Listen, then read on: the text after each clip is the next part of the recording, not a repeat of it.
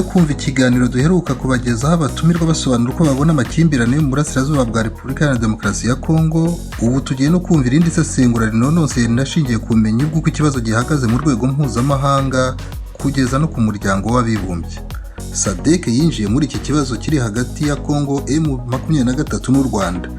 Nyamara dore ibitegerejwe byose mbere y'uko iyi SADC yohereza abasirikare no mu gice kirimo intambara. Umutumirwa ni umwanditsi w'ibitabo akaba anasobanukiye iby'ububanyi n'amahanga kuko yabikozemo igihe kinini. Ndi Celestin Nsengiyumva. Umunyamakuru ni Emmanuel Senga. Ikiganiro tukinyujije kuri urubuga rwacu tubiherewe uruhushya na Bwakeye TV. Ikaze kuri mwese.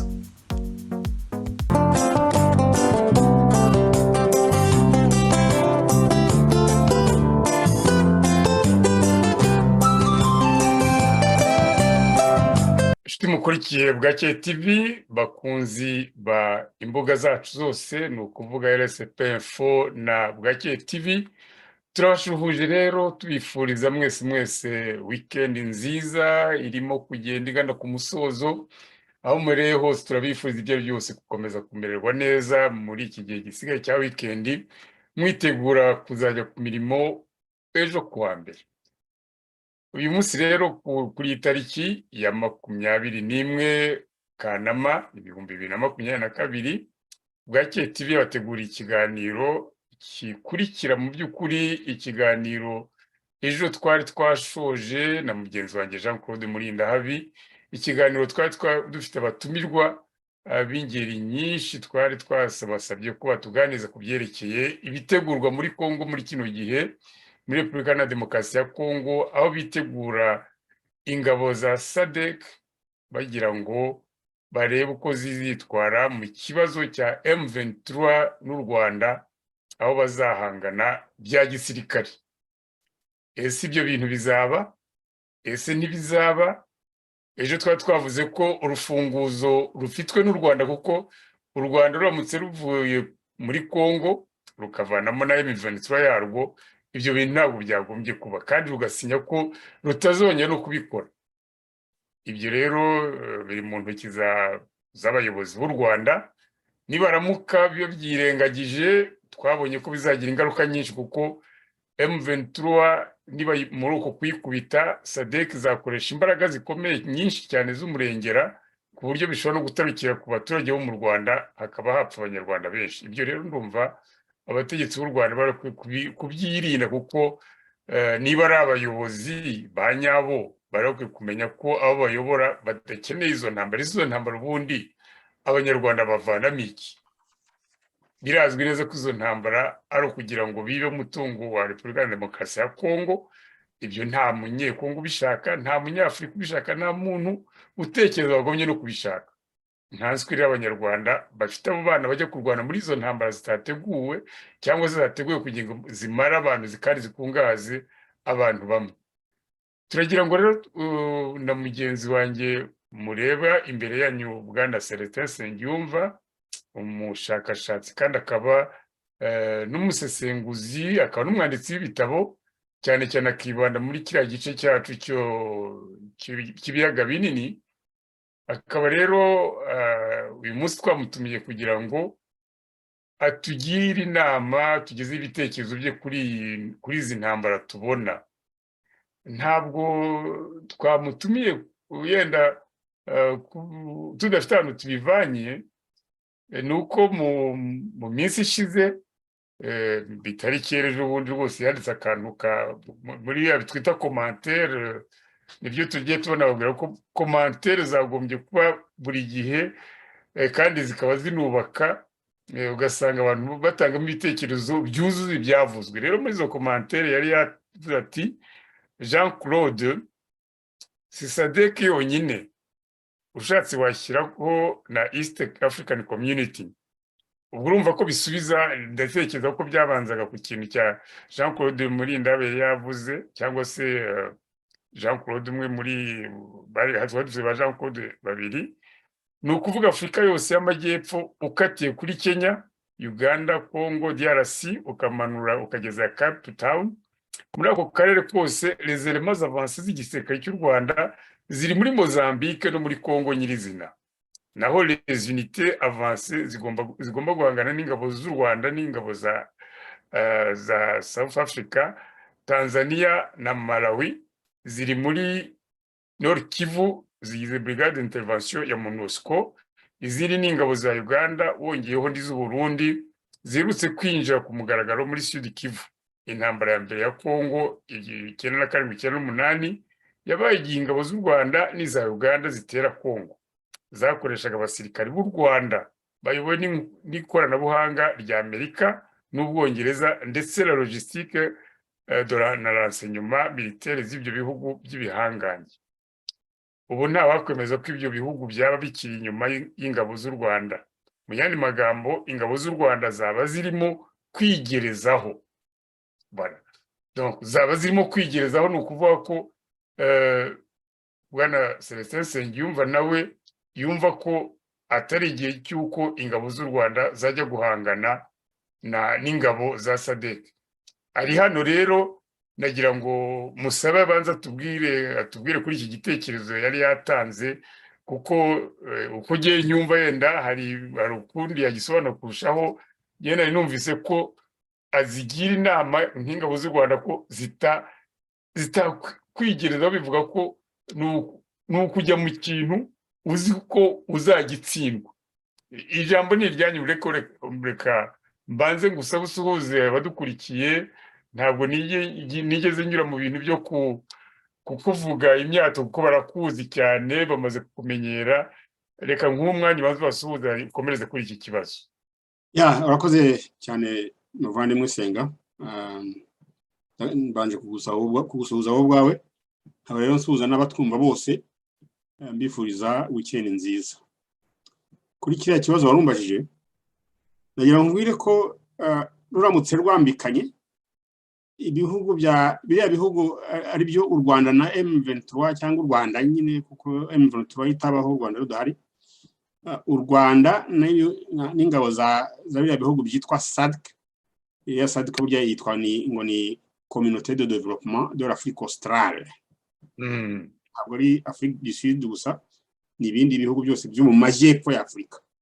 Donc ruramutse rero rwambikanye, icyo nakubwiraga ni uko atari byo byarwana byonyine. Ni ukuvuga ko hari imbaraga zo hanze zabizamo. Kuko u Rwanda ubwarwo ntabwo rushobora gutinyuka kuba rwahangana na biriya bihugu. Birimo ibihugu bifite ingabo zikomeye, nakubwira nka Tanzania, nkakubwira nka Angola, nkakubwira même Zimbabwe. Hanyuma rero tukongeraho na Afrique du Sud ubwayo. Afrique du Sud est une puissance planétaire. Ni igihugu gifite une influence ku isi yose. Ni igihugu gikora intwaro, par exemple uzi ko nko mu ntambara yo mu Rwanda yo muri za 1990, u Rwanda rwagoraga intwaro muri Afurika y'Epfo. Za mbunda zitwaga R4 nizo muri Afrique du Sud. Afrique du Sud rero ifite industrie militaire, irimo iyo gukora imbunda, irimo iyo gukora indege za helicopter, irimo iyo gukora les bombes, les munitions. Alors ko u Rwanda ibyo bikoresho byose ni ibikoresho u Rwanda rugura hanze cyangwa rusaba hanze. Kandi ikindi nacyo tudakwiye kwibagirwa nuko u Rwanda ari igihugu enclave. Ibintu waba rugura hanze byose bica byanyura mu gihugu cya SADC, ari cyo Tanzania. Bitanyura Tanzania bikanyura muri Kenya. Kenya rero nayo iri muri East Africa, kandi rero Kenya ntabwo yashyigikira déstabilisation d'un pays membre de la communauté de l'Afrique de l'Est, ariyo Congo. Urumva ko u Rwanda rwose rwaba rumeze nk'ururimo kwishyira mu migozi. Mais ikindi nuko burya tutabiciye iruhande Senga, ibihugu bya Afurika ntibikwiye kurwana na rimwe. Nta na rimwe igihugu cya Afurika gikwiye kurwana ikindi, kubera ko ntabwo twaba turwanira inyungu z'igihugu cyacu icyo ari cyo cyose. Yaba muri iyi situation, yaba nk'u Rwanda cyangwa Congo, biramutse birwanye ntabwo baba barwanira inyungu za Congo cyangwa inyungu z'u Rwanda, baba barwanira ababoshye. Ababoshye rero ni ibihugu byo hanze, kandi uzi neza ko le principal facteur igihugu kinini kirimo imari ibihugu byo hanze bishaka muri kariya karere ni Kongo, ntabwo ari u Rwanda. Ntabwo ari u Rwanda. U Rwanda ni igikoresho cyo kujya ni nk'ikiyiko ku isahani, no gukoresha kiriya kiyiko cyo kujya kuvoma imari i Kongo. Mu Rwanda nta bintu byo kuhavoma bihari, hari abavomyi gusa. Donc senga no kuvuga rwose ko abayobozi bacu abayobozi b'u Rwanda baba n'abayobozi ba Kongo bakwiye gukora ibishoboka byose kugira ngo icyo kintu kivuga ngo barashaka gukora intambara bishingukemo complètement and forever, kubera ko ntacyo bitumariye, ntacyo bimariye abanyarwanda, nta n'icyo bimariye abanyekongo. Ikindi ni uko ubu ngubu ibintu dukwiye kujya twibutsa ni uko kuva intambara y'Ikongo yatangira muri 1997 kugeza uyu munsi, Kongo imaze gutakaza abaturage bavugwa hagati ya 6 na 10 bazira intambara yabateye Kongo iwabo itutse mu Rwanda. Tubishyize dushatse kugereranya ni ukuvuga ko Kongo yaba imaze gutakaza abaturage baruta inshuro 10 abo u Rwanda rwatakaje muri ariya mahano yo muri 1994. Inshuro 10 miliyoni, hagati miliyoni 5 na miliyoni 10 ni nk'abaturage ba Congo Brazzaville yose. Congo Brazzaville ifite nk'abaturage miliyoni 5 cyangwa 6.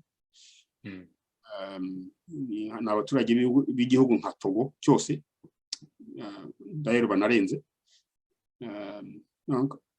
Urumva ko ni abanyafrika iki gihe, muri gihe tugezemo, bakwiye gushyira hamwe aho kugira ngo bagiye gufatana mu mashinga, aho kugira ngo bagiye gufatana amashati, bakwiye gushyira hamwe bakibuka ko iyo bashyize hamwe aribwo Afrika igira imbaraga ikaba yabasha guhangana mu mahoro n'indi migabane yo ku isi mu byerekeye ekonomi, ubucuruzi, ubutwererane. Senga waruzi ko Afrika représente seulement 3% du commerce mondial. 3%. Kandi Afrika ifite n'abantu barenze miliyari. Ni ubusa rwose, ni ubusa. 3%. Hari n'abakubwira ko Afrika au sud du Sahara, uvanye muri Afrique du Sud, ifite produit national brut ingana n'iya Belgique. Agahugu kangana kuri iki. Mukavuga ngo murashaka kujya kurwana, ngo murashaka ubusugire bwe. Ubusugire hari ibihugu byacu bigira ubusugire, ko ubusugire bwacu bwavogerewe n'abakoloni. Hanyuma bakatubesha ko baduhaye independence ari iniko kivide. Donc byaba byiza ko abayobozi bacu ba Kongo, abayobozi b'u Rwanda, abayobozi bo mu karere hariya bose, abarundi, Uganda n'abandi bose bashaka ukuntu Afrika igira amahoro, abanyafrika bakabana neza, ntihagire umunyafrika ufatwa nk'umunyamahanga muri Afrika. Biriya bintu byo njya numva ngo abantu ngo bavuga Ikinyarwanda ko bamerewe nabi muri Kongo, biriya bintu ntabwo kugize bitabagaho abakoloni bagiye bikaba bije ibintu biteye isoni. Dukwiye kubishingukamo complètement. Byo kuvuga ngo bashaka intambara, barategura intambara. Ejo numvaga mu kiganiro mwagiranye Comrade Major Rutayomba bavuga ati abanyarwanda ko bavana muri kariya karere byagorana se bite kubera ikibazo bajya kwenda iki ko atari wabo. Ni baveyo ntawe birukanye. Ikindi nuko dans une logique strictement militaire, wenda koko nibyo bari abasirikare b'u Rwanda hari ahantu barahazi, bari sur un territoire y'Ikinyarwanda, nibyo ntibagira nk'ikibazo cyo gusonza kubera ko ntibabura ururimi rwo gusaba ibibatunga. Ariko bariya nabo ba SADC, les Sud-Africains, les Tanzaniens, abatanzania kandi nabo barahazi, uzi ko bahamaze igihe. Ni abantu bashobora gufurapa u Rwanda nyirizina, kugira ngo kuko abanyarwanda bari muri kariya karere ka Nord Kivu waciye kuri réseau de ravitaillement yabo baba batsinzwe birangiye nta n'intambara ibaye. Il suffit yo gutwika l'aéroport de Kigali n'ibigega bya essence urumva donc mais ivyo bintu urumva kugira ngo birinde kugira aho hantu hose turimo gutekereza nabi ifo gutekereza amahoro pa gutekereza iby'intambara nicyo nakubwira muri uyu mwanya. Urakoze cyane, urakoze. Noneho ikibazo rero kikaba kiri ninde uzatekereza, kuko twebwe wowe nanjye turatekereza tukumvaho byashya bishyira, turavuga tuti nihaba intambara abaturage b'u Rwanda nabo bakeka ko bazaba ari yenda bitabareba ariko bizabareba umwanya igihe batazi, kubera ko intambara nuko imera. Hari ubwo bazahitamo abazarwana n'iyo M23 bazahitamo kubyohereza i Kigali kugira ngo banetralize, nk'uko wari ubivuze uti bisubiye uko barasa Kanombe bakarasa ibigega bya essence intambara yabihagaze. Ninde ushinzwe kubihagarika? Turavuga tuti ni abaperezida bacu, ni abayobozi b'ibihugu, ariko wajya kure ugasanga hari igice kimwe bakubwira ko abaperezida bavuga ko ngo indwano bazajya kuyikorera hanze y'igihugu, ngo ntabwo ngo ntibashaka kuzicara batarwana kandi bakajya kurwana hanze y'igihugu. Bizagenda gute uwo muntu azafatwa ati hari ukuntu abantu bazamufata bakamucecekesha, cyangwa hari esikani ni force magique ishobora kumubuza kujya kurwana? Kuko iyo tumureba avuga biriya perezida w'u Rwanda, reka tubivuge perezida Kagame, iyo avuga ko nta kizamubuza kurwana, urumva niwe le nœud du problème. Bizagenda bite niba uzamubuza? Bon, Senga, burya Kagame ni le produit Kagame ni le produit ya l'histoire récente, la géographie physique et économique du Rwanda. Donc afite ikintu wakwita wenda ko ari nka paranoia, akeka ko wenda hari abashaka kumugira nabi, kandi rero n'umusirikare. Ibihugu byacu rero burya ahantu bigirira amakuba ni ukuyoborwa n'abasirikare. Abasirikare bazi kuyobora ingabo, ntabwo bazi kuyobora ibihugu. Ntabwo ari kimwe. Kagame yayoboye urugamba mu Rwanda, ararutsinda. Hariho abavuga ko hari abamufashije n'ibyo, ariko bamufashije bashobora no gufasha abandi. Ni ukuvuga ko habaye intact diplomatique yatumye bahitamo kumufasha aho gufasha abatsinzwe. Mais twakongeraho ko intambara mu Rwanda yarangiye. Le président arasa n'utabyumva, we arumva ko intambara igomba gukomeza, kandi rero koko intambara we yarayikomeje, atera Kongo. Mu kiganiro mwagize nimugoroba numvaga hari abavuga ko bitumvikana ko ingabo za APR za kiriya gihe zaba zararasha abaturage impunzi. Uko byagenze bari umupfu, ibyabaye nuko babarashe, ndetse bakaba baregwa ibyaha bya genocide. Ibyo twanze kubitindaho kubera ko byari gukurura izindi kiganiro kindi cya kabiri mu kindi kiganiro, ariko byumvikanaga ko bivugaga yari afite ibyo yenda kikira. Mu by'ukuri twebwe uko twari kuri plateau twese tuzi uko ibintu byagenze, ntabwo twanze kubigarukaho kuko ni ibintu ibyo n'umwana mutoya arabivuga, arabiza. Impunzi zatikire muri Kongo ntabwo zagurutse nk'ibimonyo ngo zihita zipfa. Effectivement. Donc mais ibyo ari byose ni ukuvuga ko intambara zabaye muri kariya karere habaye ibintu twakwita ngo ni violation massive, donc guhonyora cyane ibyo bita ngo ni droit international humanitaire. Donc ni ukuvuga ingabo zihimura ku baturage, zibisha inzara, zibarasaho amabombe, zica abagore n'abana batari abarwanyi.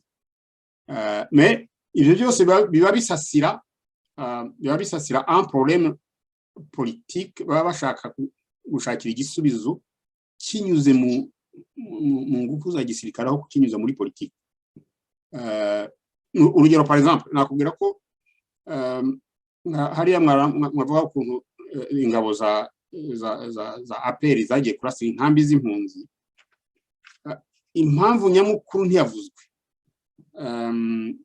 Comrade Major Rutayomba yavuga ko ahantu impunzi zari hafi cyane y'umupaka. Ibyo nibyo banza naraye mbabwiye ko nyine hari une convention y'abanyafrika badopse y'umugereka kuri convention internationale régissant les réfugiés. Mais la convention africaine niyo isaba ko impunzi zidakwiye kugira inkambi zazo hafi y'umupaka w'igihugu cyabo. Ibyo nibyo rwose nta cyabesheho, ariko hari hahunze presque igihugu cyose cyari aux environs de Bukavu, aux environs de Goma. Hari n'abari ahantu bitwa ngo ni Benako muri Tanzania. U Rwanda rwari vide, sibyo? Bon, HCR rero qui est l'agence des Nations Unies pour les réfugiés, we yo yabonaga ko ibyo bintu ari ibintu une situation surréaliste, iko abaturage bakwiye kongera bagataha bakajya pour faire rentrer les récoltes. Harabatesheje imyaka, hari nabibaga bakajya gusarura hanyuma bakajya kubirira hakurya. Urabyumva? Donc HCR yo yavuga ko kubajyana kure y'imipaka byasaba bya multiplier par deux la logistique yo kubajyana hakurya y'imipaka hanyuma ukongera ukabagarura mu Rwanda. Donc HCR ubwayo niyo yasabaga ko impunzi zitava hari zitajya kure kugira ngo bizayerohere kuzicyura. Mais abari bamaze gufata u Rwanda ntabwo bifuzaga ko ziriya mpunzi zitaha, ntabwo ntibabyifuzaga bitu. Impamvu ni nyinshi, imwe muri zo nuko bari aho bajya gutaha bajya hari abandi yego bari baturutse hirya no hino, Uganda ni Burundi n'ahandi hose. Urumva? Icyo ni kimwe. Ikindi nuko bavuga bati aba bantu harimo abo twarwanaga baza biyoberanije babeshya mu abaturage. Donc ni ukuvuga ko bari bafite un problème politique ko igihugu cyaba ingouvernable baramutse bemereye ziriya mpunzi gutaha. Urumva? Alors que igihugu ntabwo cyaba ingouvernable uzanya amahoro. Urabona ko intambara yarangira muri 1994 n'ubu amahoro ntaraza mu Rwanda. ashwi Amahoro ari hehe? Hayo. Urumva rero, donc ubuyobozi dufite bwa gisirikare bwicaye mu mafote y'abanyapolitike ntabwo bufite la sagesse et la clairvoyance politique yo kuyobora igihugu. Bazi kuyobora ingabo n'ibyo, ariko kuyobora igihugu ni ibintu bitandukanye, kuko icyambere burya iyo ntabwo ari ubwa mbere abasirikare batsinda intambara hanyuma bakayobora igihugu. Ikintu cya mbere abasirikare batsinze bagomba gukora bariya batakoze ni ugutanga amahoro.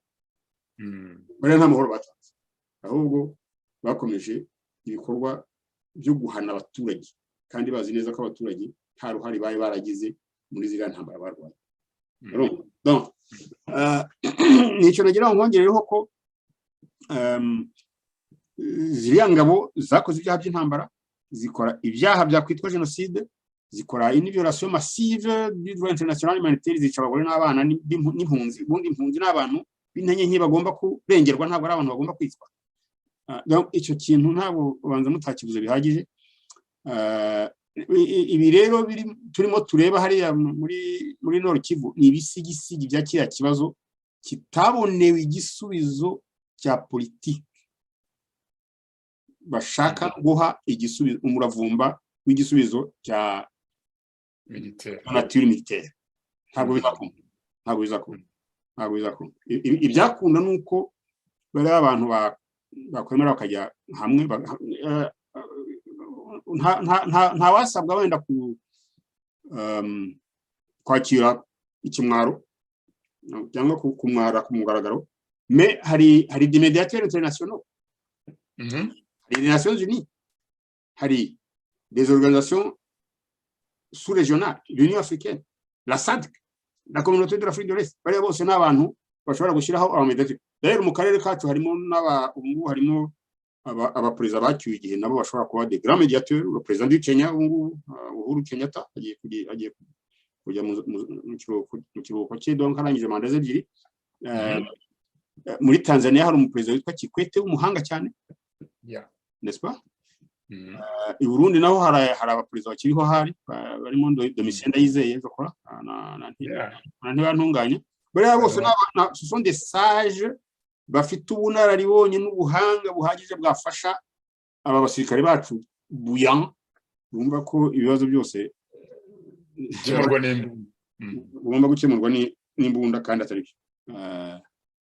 Sinzi ukuntu Obama yagiye abivuga ngo arabona ahantu umusumari akavuga ati bo mfite inyundo. Urumva ibintu by'intambara dukwiye kubivamo puisque ntacyo zitumariye. Ibi byo kuvuga ngo turafata amagano kwa general kubera ko bamaze ibintu banyu ntacyo bitumariye, kandi nabo ubwabo ntacyo bimariye kubera ko bitabaha amahoro mu mutima wabo. Perezida wacu buriya afite wavuga ko afite amahoro. Umuntu ufite amahoro yiba amajwi akabigira inshuro nyinshi. Hanyuma ndetse ejo bundi akaba yaravuze ko ashaka kongera kubikora.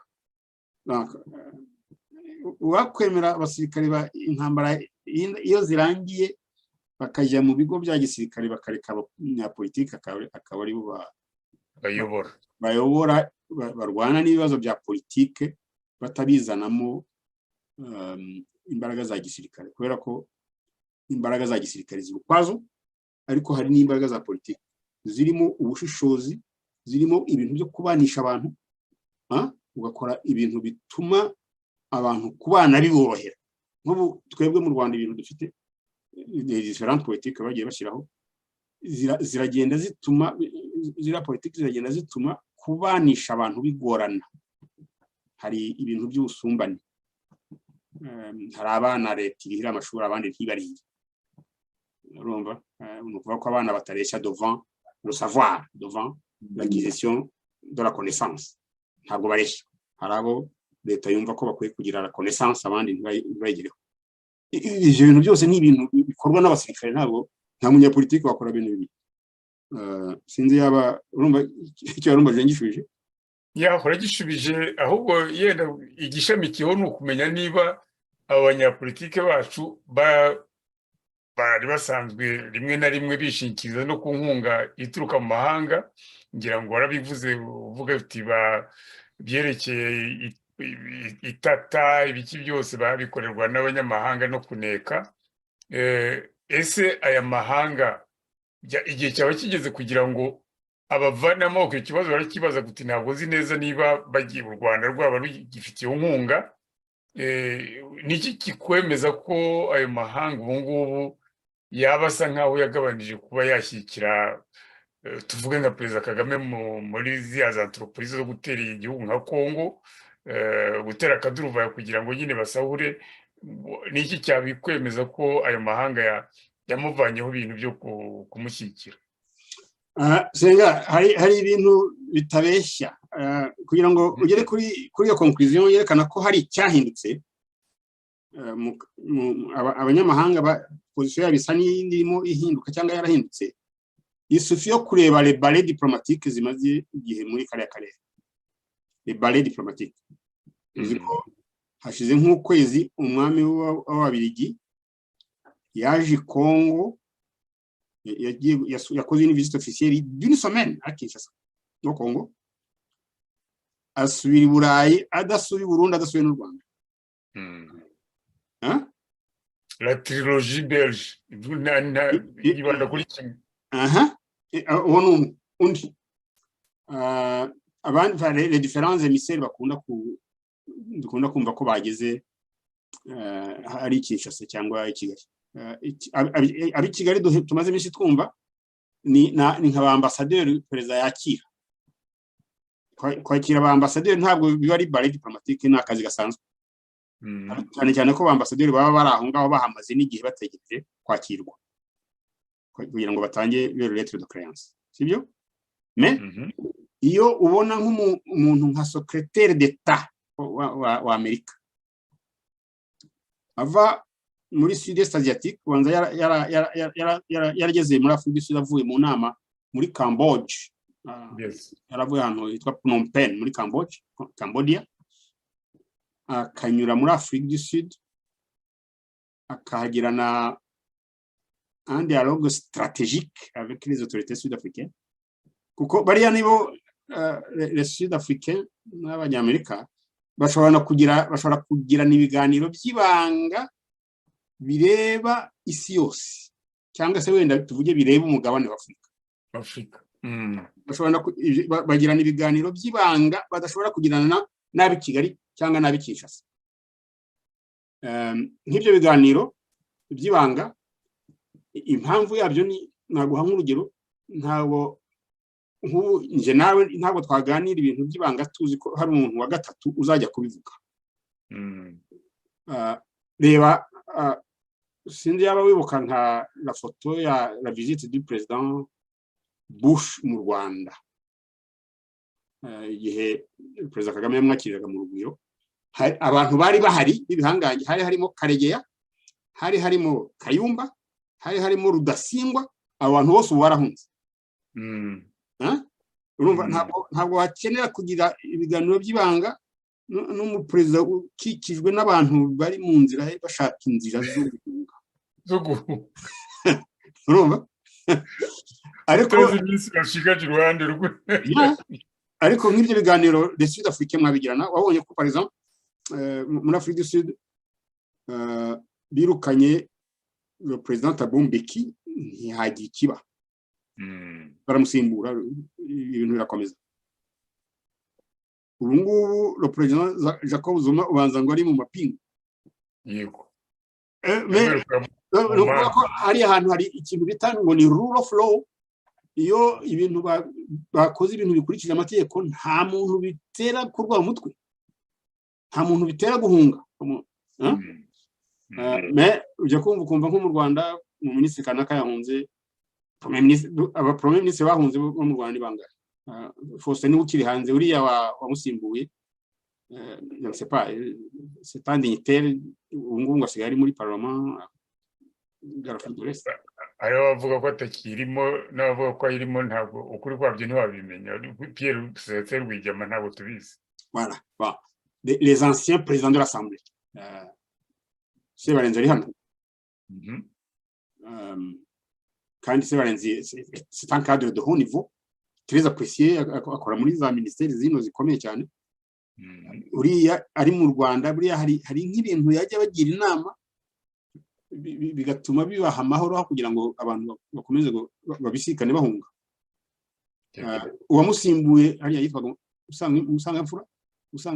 Yasimbuwe na Biruta, hanyuma Biruta agasimburwa na Mukezamfura. Mukezamfura ari he? Mukezamfura kugeza ubu ngubu ugenda mubaraga mu Bubiligi, ariko ejo bundi mugenzi wanjye Matata naramubajije, arambwira ngo yaba ari muri Mozambique. Ahubwo abadukurikiye bazaduperereze batubarize batubwiye niba koko ari muri Mozambique, kuko ngiye barabimbwiye numva mfite ubwoba kubona speaker yiruturuva muri Mozambique. Ni ukuvuga ibyo byose ntabwo agiye gucuruza boutique, abo muri Mozambique birwana bacuruza boutique. Ubu se akora iki? Ubwo wenda afite ibyo yakora. Yakora iki? Ni iki kintu yakora agatari umudiplomate? Ntabwo ari umudiplomate, tukora wenda nka organisation internationale zishobora kumuha akazi. Tukaba tutabizi, none ari inkonyito, nta muntu uzi, nta n'ubizi. Ubu Matata amaze kubimbwira, ndimo gushakisha kugira ngo ndebe umuntu wambaho kuko iyo nkuru niba ari imvaho. Ashobora kwisabira akazi, ahubwo agasaba ko bitavugwa ko pour sa sécurité. Donc urumva le genre de intambara iwacu yarangiye, ariko no dignitaire non pas de paix. Voilà. Baminafeti ba leta ya RPF bahunze ni bangahe? Uwanyuma yari Bumaya mu bahunze, ariko numva ngo nawe ngo yari muri système ya Nations Unies niwe nibuka, ariko iruhande rwe hari abaminisitiri Rosemary yagiye, Museveni yagiye, Ndagijimana yagiye, Gasana yagiye. Yego. Nuko buriya nubwo twitera amajeke turimo tuvuga ngo dufite ubusugire, turarwana ku busugire bw'ibihugu byacu n'iki byose, ubusugire bwacu bwaravogerewe, n'ubu buracyavogerwa n'ibihugu biduhatse. Reba ejo bundi perezida yakiriye umusenateri ukomeye cyane witwa Kunz. Senateri Kunz ni umuntu ukomeye cyane, uzi ko ari uwo muri Delaware. Delaware ni leta ye. Delaware ni leta ya perezida Biden. Biden. Aha. Eh, Ikindi Kunz ari muri commission de relations extérieures, akaba no muri commission imwe bita appropriation. Appropriation ni ukuvuga ni nka commission budgétaire, la commission du budget. Mu minsi ishize yarari Kigali ngo yari yagiye kongera gushimangira umubano, havuyeyo le secrétaire d'État. ntabwo ari ugushimangira umubano, ibyo ngibyo rwose iyo jambo bazajya barivanaho uko muri iyi minsi nyuma ya Blinken nta mubano ugishimangirwa, ahubwo ni ukujya kwibutsa ibyo Perezida Kagame agomba gukora. Sesa nicyo nanjye kubwira nanjye ngiye kubwira ko Kunsi yagiye kumaza ati ibya bindi ABC bigeze. Yego. Ko la hashi batombe byo. Urumva?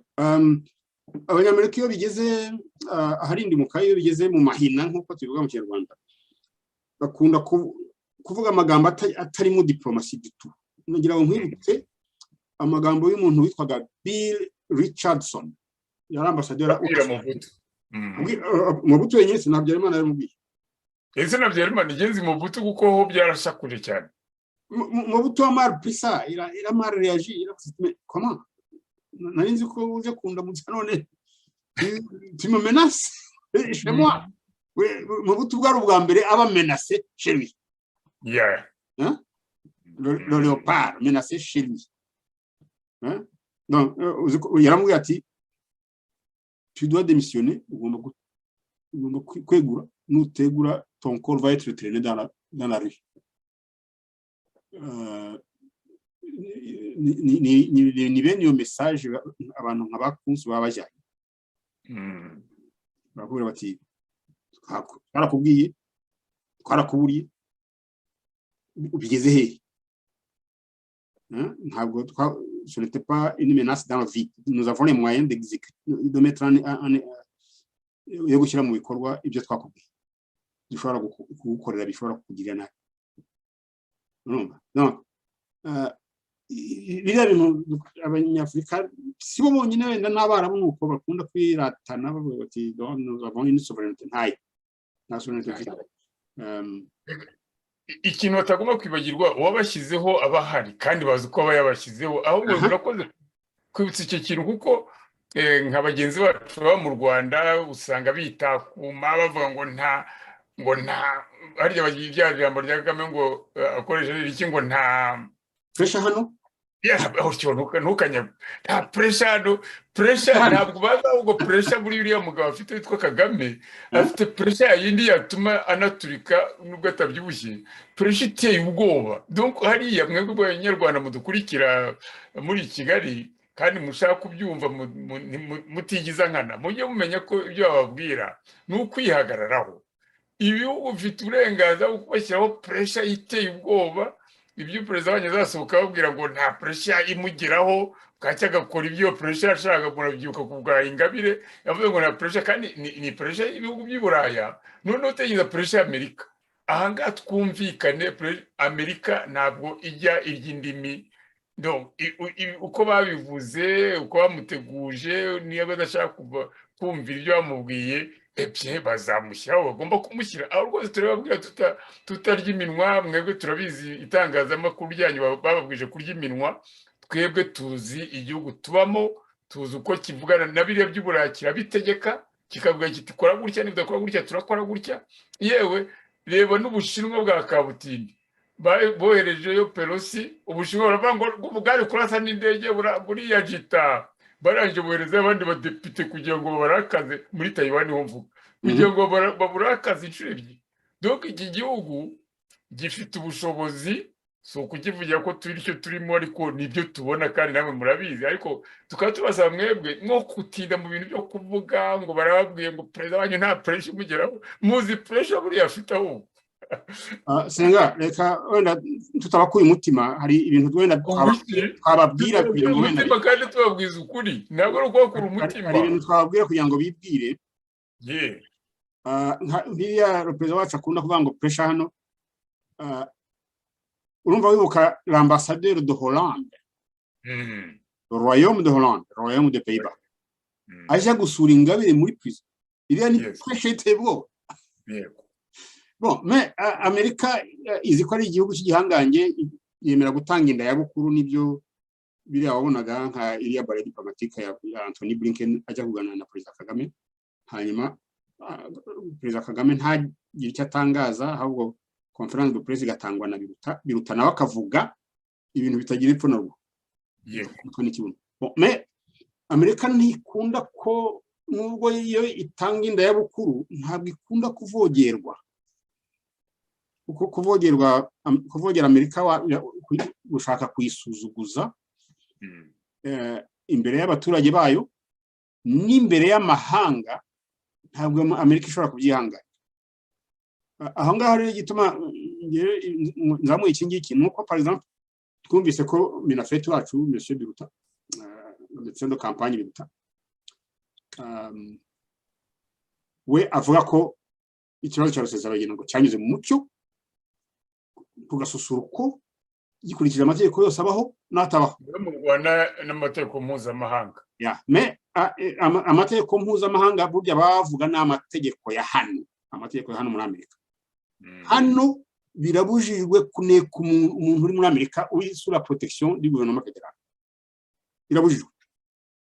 Birabujijwe même pour les agences américaines, FBI.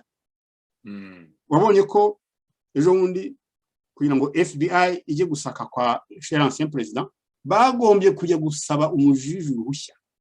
Absolument. Bakabanza bakanumubwira n'impamvu. Kuko jiji ntabwo yapfa gukubita inyuta atabanje kumva izo mpamvu izo arizo. Hanyuma ubwo ruhushya karutanga. Okay? Urabyumva? Kuvuga rero ngo umuntu uri sur la protection des États-Unis wahawe umudari wubashywe nk'uriya bahaye Rusesabagina, uwo muntu umufata interrompe son voyage international, d'abord ubanze ukore ibyo bita ngo ni surveillance, donc kumva amatelefone ye, kureba kuri boutique yagiyemo, umuntu baganiriye, plan afite, ibintu ashaka gukora hirya no hino. Ibyo bintu birabujijwe hano, ni violation du droit américain. Urumva? Ayo mategeko ni amategeko y'ikintu ngo cyitwa Pfizer, abanza nigeze kwisobanura abantu. Pfizer ni ngo ni Foreign Intelligence Surveillance Act. Ni itegeko, act biba bivuga itegeko. Urumva? Donc nukuvuga ko iriya operation yo gufata Rusesabagina yakandagiye amategeko ya Amerika, na Amerika ntabwo ishobora kubyemera. Ashobora kubyemera. Nuko batanze inda ya bukuru bakavuga bati bon, ukuntu mwakwivana mu kimwaro, bari abo bakaresista bavuga ko bafite sovereignty, igihugu kigenga, ubucamanza burigenga, tuzi ukuntu ubucamanza bwacu bwigenga, turabizi nitwa cyangwa bugengwa n'ubugengwa ariwe. Ariko ntabwo Amerika ishobora kwihanganira ko wahonyera amategeko yawe ngo homonyere na Amerika, ntabwo ishobora. Ibyo bintu rero abantu bacu bakunda u Rwanda, bakunda n'abanyarwanda bakwiye kujya babyibuka. Ntabwo wakwita ku mugani wawe urimo warahonyoye amategeko ya Amerika kandi ari igikorwa avere udashobora no guhakana, ahubwo aho kugira ngo unagihakane cyangwa ugisabire imbabazi ukita kumva ko nta mategeko kwibyimbisha. Mu Gifaransa babyita ngo ni faire le gros dos. Kwitunarika. Iyo n'abategetsi bacu bose bakwiye kubitega amatwi bakabihara attention vubi, kubera ko guhangana na Amerika ntacyo byatugeza. Au contraire. Ugize neza cyane Bwana Celestin Nsengiyumva, ugize neza kuko ibyo turimo kumva mu Rwanda niba biterwa no kutamenya.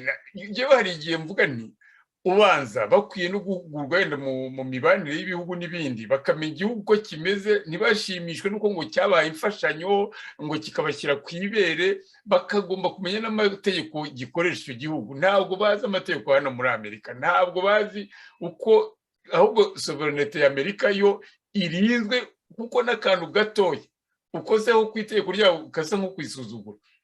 Bibuke ko hano muri Amerika iyo ukoze akantu nk'ako ngako uba uhaye uruhushya ibinyamakuru, abaturage bwo kuba batuka ubutegetsi. Ibyo ntabwo bajya babyemera.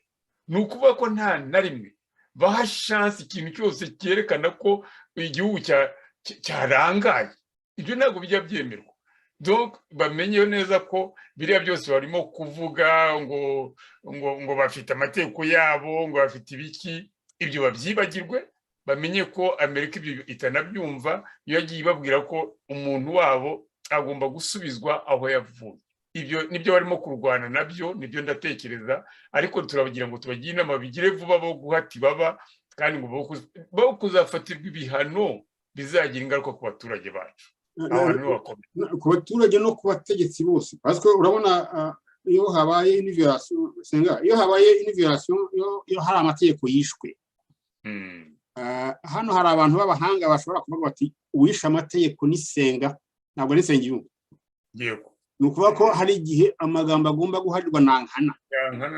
Uwisha ariya amategeko nini, uwohereje iriya qu'est-ce qui a autorisé iriya opération ya surveillance na kidnapping iriya mugabo. Ni ukuvuga ko uwo muntu bagomba kumushyira hano index, byaba ngombwa bakaba banamuzana hano bakamugira urubanza.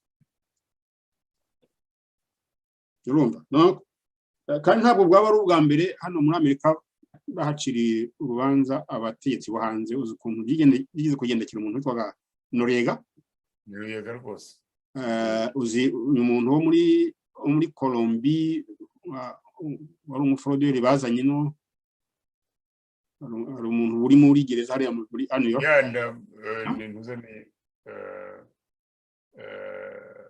Qui était un grand trafiquant. Wari ufite ubukire budasanzwe, ni ndaza kumwibuka.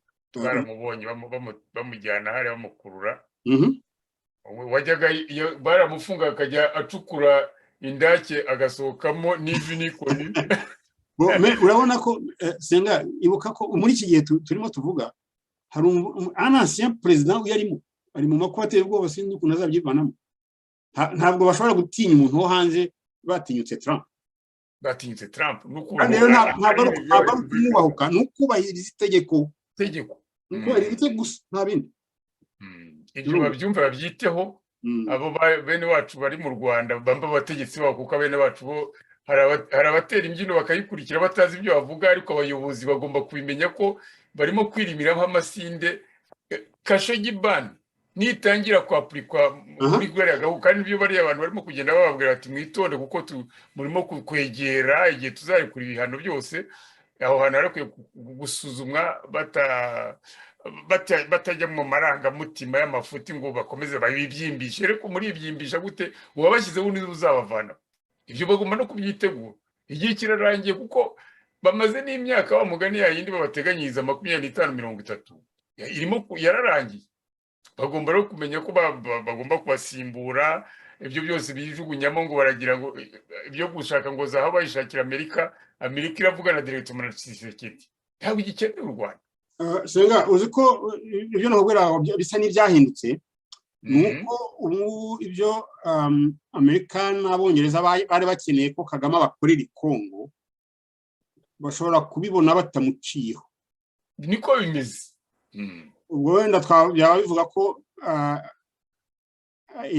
yabaye mu Cyongereza byita ngo ni redundant. Yabaye ngiye kuvuga biruhije, yabaye useless. ntabwo akibafitiye akamaro nk'ako yari abafitiye muri kiriya gihe. Urumva rero Kongo yo iracyafite l'intérêt. Amabuye y'agaciro arahari, imbaho zirahari, amadiyamani yose. Donc le Congo reste toujours intéressant, un intéressant prize. Mais uriya banyuragaho bajya kwidahira ntabwo ushobora gusanga batakimukintu cyane cyane. Sinzi ibintu nahoze nsoma kare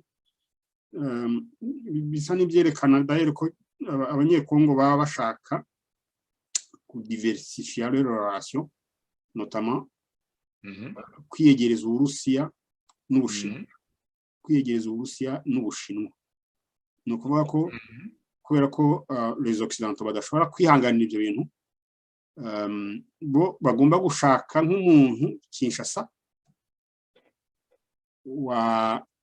wakomeza les relations privilégiées, sinzi ukuntu umuntu abivuga mu Kinyarwanda. Congo yari isanganywe na l'Occident, kuvuga umubano udasanzwe abanyekongo bagomba kugirana na l'Occident kugira ngo pour assurer la stabilité ya kariya karere kose et la stabilité internationale, stabilité mu rwego rw'isi. Nakwibutsa ko biriya bintu abanyekongo baba bashaka kwigereza abashinwa cyangwa abarusi, c'est de la gesticulation, kubera ko no mu gihe cya Lumumba barabishatse, senga barabishatse, ariko ntabwo babashije gusova Lumumba. Yego. Donc Lumumba bashaka kwiyegereza abarusiya n'abashinwa ntibabashije kumusova, abangaba nyine ba les nouvelles puissances nk'abashinwa nyine n'abarusi. Ikindi nuko abantu dukunda kwibagirwa vuba, burya l'économie russe ubu ngubu ngo ingana na l'économie de l'Italie. De l'Italie? Yeah. Oh, ko byaba ari ikibazo gikomeye icyo ngicyo. Justement ngo birakubwira ko abarusi abantu bibaza ko niba aho bahahiraga niba bafungira bashobora kujya guhahira mu barusi, ntibizashoboka parce que abarusi nabo bakini c'est un pays en développement. Hari umuntu umuforomokazi twakoranye mu mezi yashize ufite ababyeyi wabo mu Rusiya, uhora bohereza amafaranga yo guha umwana w'umusore ngo bashyira amazi muri 5e etage. Baba muri building itagira ascenseur mu Burusiya a Moscou. Urabyumva? Donc abantu bibaza ko la Russie, la Chine peuvent remplacer les Occidentaux maintenant, baribeshya, ils se trompent d'époque, peut-être mu myaka iri imbere, mais ubu ndabwira ko l'économie de l'Italie ingana na économie y'Uburusiya. Ubwo rero quand on parle de l'Occident, ubwo ntitwavuza Abadage, ntitwavuza Abafaransa, ntitwavuza Abongereza, ntitwavuze les grands pays comme l'Espagne, n'est-ce pas, les Pays-Bas, kandi ntitwavuze na Canada cyangwa na Amerika. Urumva ko la balance penche beaucoup en faveur de l'Occident. Ni ukuvuga ko no mu bihugu byacu dukwiye kwitondera iki kibazo cyo kugira ngo kuvuga uti kwasenga nibamfungirana nzigira hariya kwa Jinping. Ni kiragera cyo kugira ngo habe un équilibre entre l'Est et l'Ouest. L'équilibre a été rompu en faveur de l'Occident. Voilà. Ibihugu byacu bigiye noneho bikaba twakwitondera ukuntu tuvugana na les Occidentaux. Nivyo rweko wenda le droit de parole, le droit d'expression umuntu yavuga ibintu uko bishaka, ariko dukwiye kuvuga tuziga. Kuvuga tuziga ntabwo dufite imbaraga uretse ururimi, ntabwo dufite imbaraga zo guhangana na les Occidentaux. Hazo. Urakoze cyane. Reka tugaruke gato kuri ibi bintu byo kohereza ingabo muri Repubulika na Demokarasi ya Kongo. Kuzohereza hari izaturuka muri East African Community, hakaba hari ubungubu deja iz'Uburundi ziri muri Sud Kivu, muri kariya gace ka Sud Kivu z'Uburundi zo zarahageze, aho uri muri za Koruzi. Ni cyifuzo cy'abaperezida ba East African Community bagezeho mu nama bari bafite mu kwa kane. Ubwo rero zatangiye ku Burundi zaraje, ariko akaba ari igice noneho gikomeye cya SADC arizo zavuzweho muri iriya nama. Hari inama bari bakoze mbere, ariko noneho bayinononse babigarutseho neza uburyo ubwo bahaga ubuyobozi bwa SADC Perezida Tshisekedi. Izo rero zikaba zirimo kuvugwaho. Mu bantu bazivugaho harimo umuntu ukomeye cyane, ni Dr. Denis Mukwege. We bakaba berekana ko adashaka ko izo ngabo baravuga ngo RDC Rwanda, RDC Rwanda. Le Dr. Denis Mukwege opposé au déploiement d'une force armée régionale. regional ahangaha bishobora kuba East African Community cyangwa se ni ya SADC, ibyo byose ararwanya yongeye reka yandi iyi article nyishyira hano imbere yacu tuyisome kugira ngo twumve uko bimeze hanyuma tugarukeho tugira icyo tuyivugaho.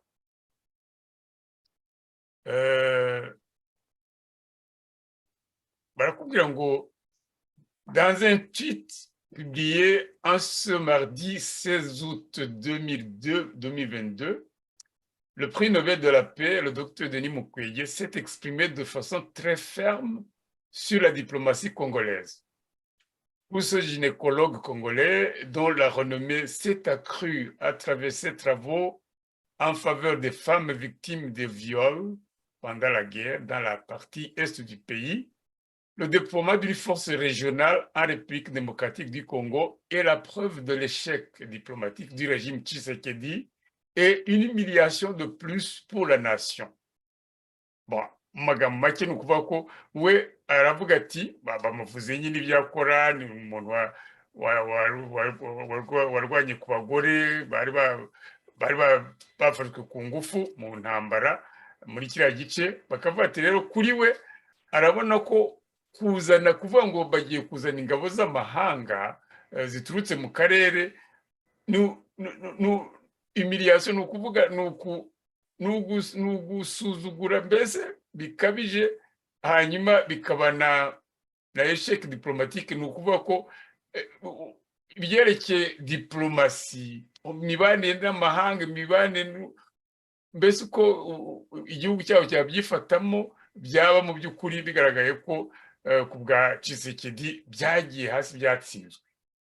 Aravuga ati le déploiement du contingent de EAC de l'Afrique de l'Est démontre l'échec de la diplomatie, une humiliation de plus pour notre nation. Mettons fin à l'externalisation de la sécurité par les États déstabilisateurs et œuvrons à la réforme de notre armée pour la rendre professionnelle et opérationnelle, a-t-il écrit. Donc aravuga ati tureke gusebya igihugu cyacu, byaba bibaye guhamagara ziriya ngabo, byaba bibaye ikindi kintu cyerekana ko dusuzugura igihugu cyacu. Ati reka dushyire akadomo ku byerekeye gushaka ko ubusugire bw'igihugu cyacu bwayoborwa cyangwa se bwarwanwaho n'ibihugu ahubwo biza kutugira gute, kudutesha umurongo. Ati ahubwo icyo twagombye gushyira imbere ni ukureba ukuntu twazamura ubushobozi bw'ingabo zacu kugira ngo tuzigire ingabo z'umwuga kandi zishoboye akazi. Voilà. Boni Dr Mukwege, turaza kureba n'iki undi mudepite ukomoka mu ishyaka rya UNC, ni ukuvuga Union Congolaise pour la Nation, Union Nationale pour la, pardon, bavuga ngo ni Union ngukira, Union Nationale Congolaise, Union Nationale Congolaise ya yuriya mugabo uriya wo muri Sud Kivu, Vital Kamerhe, oui, Vital Kamerhe. Umudepite rero yitwa Juvenal Munobo, akomoka hariya mu bice bya Goma, nawe ararwanya hafi muri izi terme, ararwanya izi ngabo zaturuka hanze zize gufasha Kongo kugira ngo irangize iki kibazo cyo muri East, ni ukuvuga ikibazo kimwe M23 na Repubulika y'u Rwanda. Bwana Celestin Nsengiyumva, ese aba bantu uko ari babiri bavugisha ukuri, birengagiza, mu by'ukuri bafata ibintu ku buryo bworoheje, kuri wowe byaba bimeze gute? Senga nyewe nako ndemeranya na Mukwege ko muri kariya karere ka Congo hariyo ingabo nyinshi cyane sur un même théâtre d'opération. Ntabwo ahantu hari MONUSCO ntabwo bazanamo izindi ngabo za East Africa hanyuma noneho ngo buce uzanemo n'iza SADC, ntabwo bishoboka ko ntibabona uko bakorana, kereka bagiye sous un commandement unique. Ntabwo kandi MONUSCO ntiyakwemera, SADC ntiyakwemera gushyira ingabo zayo sur le commandement ya MONUSCO, oya nta nubwo byakwemerwa no mu mategeko dayo. ntabwo byakwemerwa. Donc bamukwege ibyo bavuga njye ndabyemera ndanabishyigikiye. Impamvu bishyigikiye Senga nuko iyo urebye Congo ifite abaturage bari hafi miliyoni 1. Congo ifite ressources naturelles, nta kindi gihugu muri Afurika gifite ressources nk'iza Congo.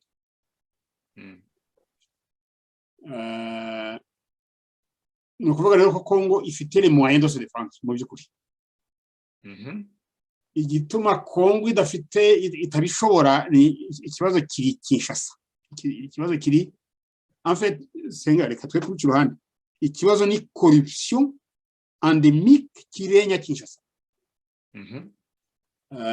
Kubera ko urabizi abasirikare babagurira nk'imyenda mu gace ugasanga yambawe n'abantu ba M23. Abasirikare bohereza imbunda niko bigenda, amafaranga yo kubahemba ntabageraho. Hari ini corruption qu'il faut d'abord éradiquer. Aho kugira ngo ujye guhamagara ingabo ziturutse hirya no hino, il faut d'abord mu gifaransa bita ngo ni prendre le taureau par les cornes. Il faut prendre le taureau yitwa corruption par les cornes. Nta bundi buryo. Congo ifite ressources zihagije zo kuba yagira. Le Congo est un pays multinational, turabizi, ku buryo nk'hariya muri Sud cyangwa Nord Kivu ingabo zo muri province ya Bandundu ntabwo zaharwana. Sibyo? Ingabo z'abaruba ntabwo zabona ko zirwana muri Nord Kivu. Sibyo? Uvuga ko ngaho pour résoudre le problème, il suffirait de régionaliser les régiments. Donc ukagira nka un régiment homogène y'abakongo, ukagira nka un régiment homogène y'abaruba, pour faciliter la communication et le commandement. Sibyo? Uzi ko burya Congo, la langue de commandement de l'armée ni Lingala. Ni ukuvuga ko kohereza abantu bavuga Lingala hariya muri za Bunagana nta kuntu bigenda bagomba gutsindwa, kubera ko baba bari kera hari iwacu mu karere k'iwacu babyita ngo bari muri enemy territory, baravuga ururimi abantu batumva. Senga, urumva wibuka intambara y'Uganda? Nda cyane. Intambara y'Uganda irwanwa n'abasirikare barebare birabura, bari dans un pays qui les déteste. Ouais. Banababesha babwira bati dore abo mushaka hariya kandi binyira hariya. Ndabizi mushiki wanjye yari muri Triangle ya Rowero rwose nayo aransobanura ukuntu byagenze bajya babanyuraho kuko ngo bakababeshya. Urumva? Donc Congo est capable de se défendre. L'externalisation de la sécurité burya ni ikintu kibi cyane. Ikindi gisekeje Senga, urabona ukuntu Congo ingana n'ukuntu Rwanda rungana. Ubundi ugiye kumva un éléphant iri mitabazi ivuga iti un chat me menace. Ntabwo umuntu ubundi yagombye kubyumva ntabwo ari ibintu byumvikana hamwe. Un rhinocéros ivuga iti il y a une souris qui me menace.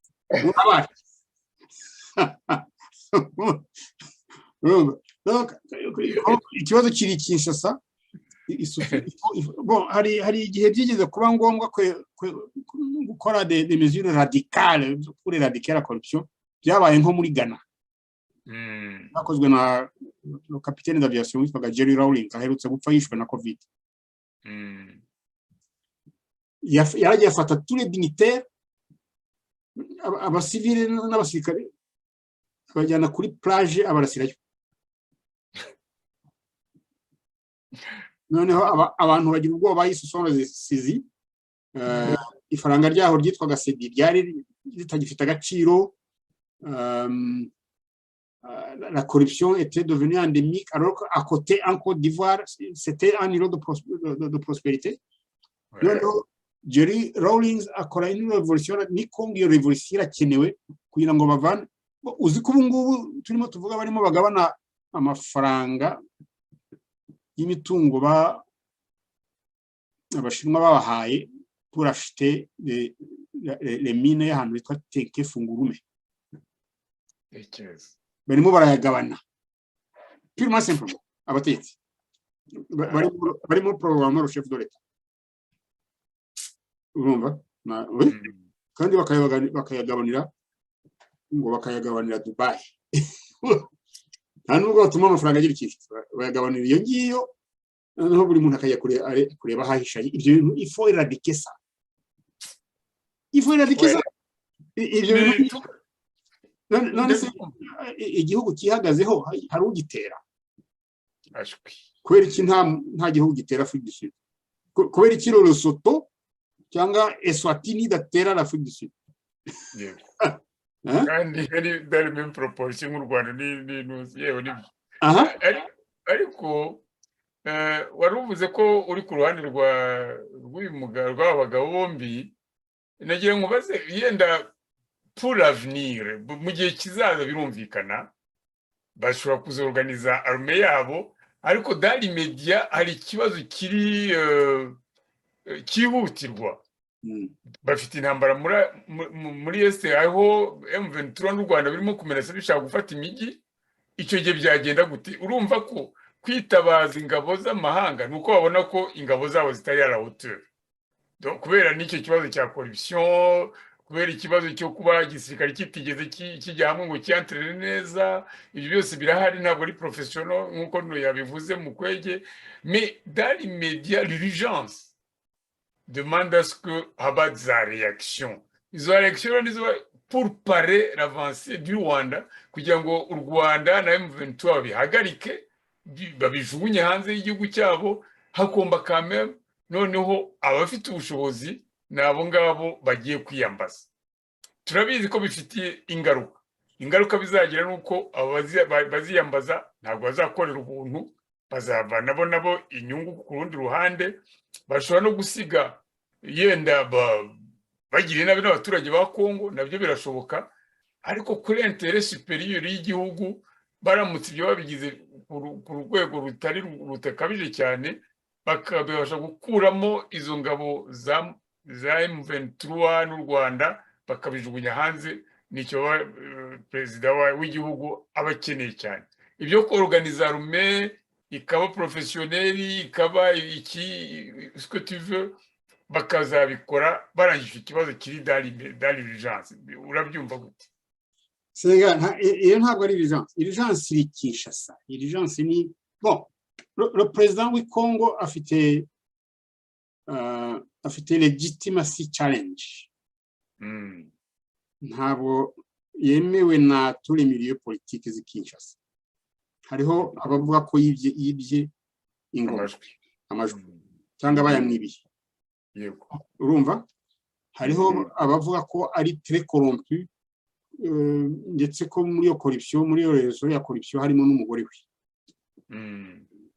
Il y a un grand réseau de corruption là-bas. Basigaye bana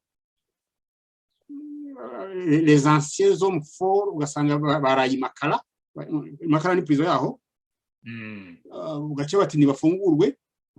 Donc il faut assainir la situation dans les allées du pouvoir à Kinshasa. Mais ntabwo kuvuga ngo urashaka kugira ngo ubanze usuke u Rwanda na M23 hanze, ntabwo bizashoboka. Il faut d'abord assainir les allées du pouvoir. Il faut nettoyer les étables à Kinshasa. Kubera ko ibyo bizafata imyaka n'imyaka, ntabwo byashoboka. Kongo ikeneye umutegetsi wemewe n'abaturage bose. President Tshisekedi asigaye ari dirigeant tribal. Uzi iyo bamubajije ngo kuki yihanganira corruption, uzi ukuntu asigaye basubiza? Baramubaza bati ko monsieur le président hari la corruption, on parle de la corruption de gauche autour de vous. Akabwira ngo ngai nazari mwana mboka. Urumva icyo bivuga? Oya, ntabwo musebyumva. No, ubwo bababwira ati ngiye muneki mbirye kubera ko ngiye ndi umwana w'igihugu umwana w'iki gihugu ntabwo meze nka Kabila nicyo abavuga urumva byaba bibabaje birababaje cyane niyo situation igihugu kirimo ngubu donc reba ibyo bintu wowe uvuga ko babyita urgence MONUSCO imazeyo 22 ans 22 bamaze dans une situation d'urgence 22 ans urumva donc il faut d'abord nettoyer les étables hanyuma ukazanamo amatungo ameze neza naho ubundi bafite une corruption endémique bariba amatora bakiba amafaranga abasirikare bakaba abandone cyose kidaherutse kuvuga ko igihe yashyiragaho za état d'urgence muri Nord Kivu yavuze ko yohereje abasirikare 20 batageze no ku 10,000 abamubaje bati se ko bavuze ko yohereje abasirikare 10,000 akavuga ati no njye nanjye barambeshye donc le président reçoit des chiffres zitarizo de son état-major vous vous rendez compte non ibintu byo kohereza gufata nk'iyo situation d'urgence ushizeho ukayiha abantu batavuga ururimi rw'abo bantu ibyo bintu biba bivuga iki le type akagerayo autour de lui hari un dialogue de sourds non donc il faut d'abord nettoyer les étables à Kinshasa bakabanza bakarwanya corruption ihari abantu bose babona ibintu byo kubanza kugabana amafaranga bikabanza bikahagarara bakaserisa donc bagatunganya les finances de l'état ku buryo nk'abasirikare bari ku rugamba bajya babona leur ration umusirikare iyo ari ku rugamba ntabone sa ration bigenda ni ikibazo nta kintu akora nyine barageze ubundi imbunda akayigurisha nta kindi mais oui donc icyo kibazo ntabwo gishobora kubonerwa umuti ngo d'abord banza gusuka M23 hanze ntibizashoboka cyane cyane ko M23 no kwisuka hanze binagoye aravuze mbi gusobanurira bari abantu ba Makenga n'ingabo z'u Rwanda zihari baravuga ururimi rumwe n'abaturage bari nimugoroba comrade Rutayomba yabwiraga ko abanyarwanda ari amashyamba bayazi bayagenze à pied baza hari amazi baza hari du gibier abantu umuntu uvuye Kitona yabwirwa n'ikibiri ahantu hari du gibier nibyo ndabyemera ariko noneho niba izo ngabo za SADC zishaka ko gufasha Kongo zizagenda zizarwana zidahagarara bafite ibikoresho niba ngombwa biriya bihugu bitatu bigiye gutangira ni ukuvuga Tanzania Afurika y'Epfo na Malawi nibona bitashoboka bazahamagara noneho bya bihugu bigize SADC koko byose bavuga bati tuzamure igipimo tugishyireho noneho ku rwego rwo gutabara Kongo ibihugu byose bafate buri gihugu kigereyo za konteja zijya kurwana hari no bashobora kubafasha ku bundi buryo bashobora kubafasha encadrement bakankadra les FARDC yes kwankadra FARDC ntabwo ni nko kubaha abantu bo gufasha abayobozi b'ingabo sur le terrain bakabuza kwiba les rations z'abasirikare bakababuza guhunga hanyuma bakabahanaza ibyo bita appui logistique no kuvuga kubaha appui des armes lourdes nko kugira ngo babarasire ahantu habamenasa hari menace iteye ubwoba bakarasayo ibibunda bya long range les armes lourdes babafasha encadrement naho ntabwo bazaza kubarwana ntabwo no gutigika cyo kora ikiza cya iriya force yitwa ngo ni brigade d'intervention nuko irimo de Tanzania bavuga igiswahili bafite na terrain ijya kumera kimwe niyo mu Rwanda yes kandi iriya brigade yowe na parent general Tanzania ubushize bajya kubahashya le Tanzania bari ba footmen donc nimba bari kuri sur terrain le bataillon Tanzania bapfusha n'abantu d'ailleurs icyo gihe bapfuje abantu mais les Sud-Africains babahaga l'appui, notamment l'appui aérien. Hein? Les hélicoptères sud-africains zakoze akazi hariya. Urumva? Abafutumene b'Abamalawi n'Abatanzania ni abantu sonde bantu bavuga indimi zegeranye n'iza hariya, harimo igiswahili. Tanzania bavuga igiswahili cyiza cyane burya. Hanyuma bariya ba les Sudaf bakabaha un appui, les armes d'appui aérien, d'appui logistique, ni ukuvuga abakomeretse bakabevacuwa, n'est-ce pas? Abenda guhunga barimo baba bafite n'amaradiyo baravugana, abari sur le point de s'enfuir bakavuga ati hamwe hamwe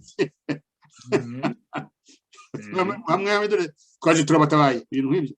Naho ibintu byo kuvuga ngo ingabo za SADC zizaza hariya ntabwo byakunda, ntacyo byamara, kandi bishobora no kubakoza isoni kugira ngo muze muri abantu b'ibihanganye nimuhagera muhasange akana kabakubita iki, akana aba RDF, bafite connaissance du terrain, bakagira na les sympathies z'abaturage bahari. Ibyo bizajyana n'ibyo na bya bindi twari tuvuga leta z'ubumwe za Amerika zizaba zirimo kubwira u Rwanda mu bintu barimo kubabwira. Uzi ko ari ikintu cyazanye Blinken cya mbere cy'uko bagomba guhagarika izo ntambara muri East ya Congo. Turizera ko yenda bizaba byagize akamaro mbere y'uko ibintu bijya kure, cyane cyane ko mu mwandiko ukurikira, ngira ngo nawo ngeze imbere yawe, mwandiko ukurikira baravuga bati dossier M23, ce que la SADC projette comme action. Urumva ni iki SADC irimo gushyira imbere mu minsi igiye kuza? Reka turebe, yenda turebere hamwe. Dossier M23, ce que la SADC projette comme action. Reka tuzamure turebe icyo bavugaho.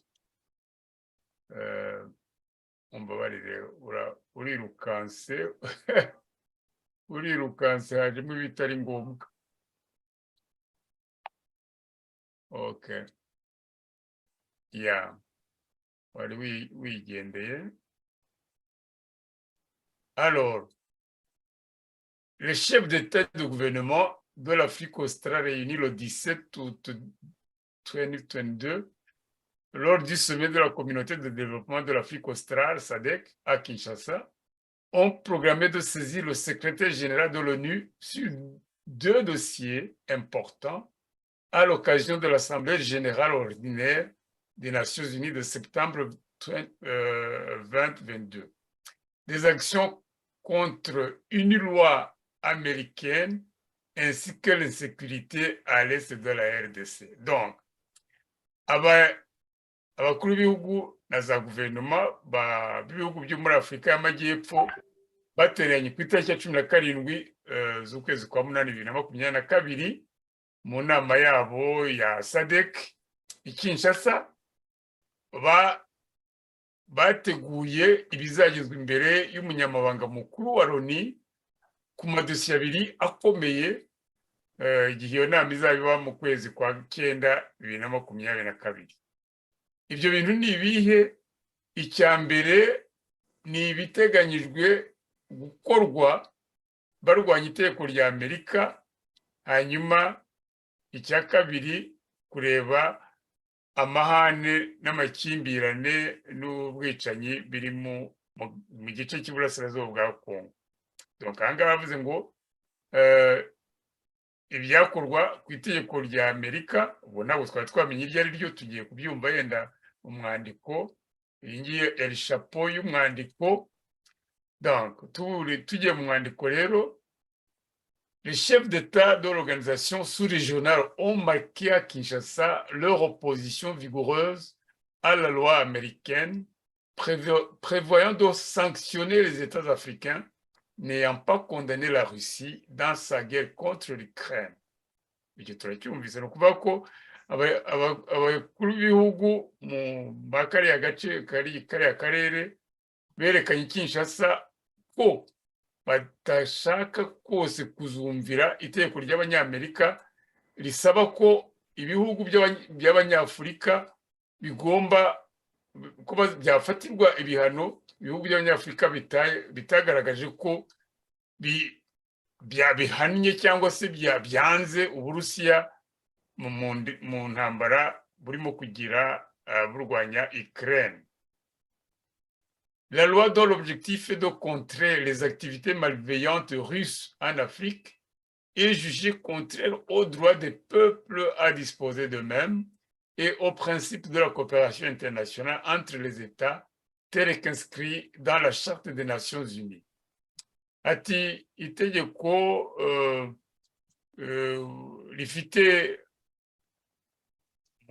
rifite intego yo kurwanya ibyo bita activité malveillante z'Abarusiya, ni ukuvuga imigenzereze mibi cyangwa se idahwitse y'Abarusiya muri Afurika.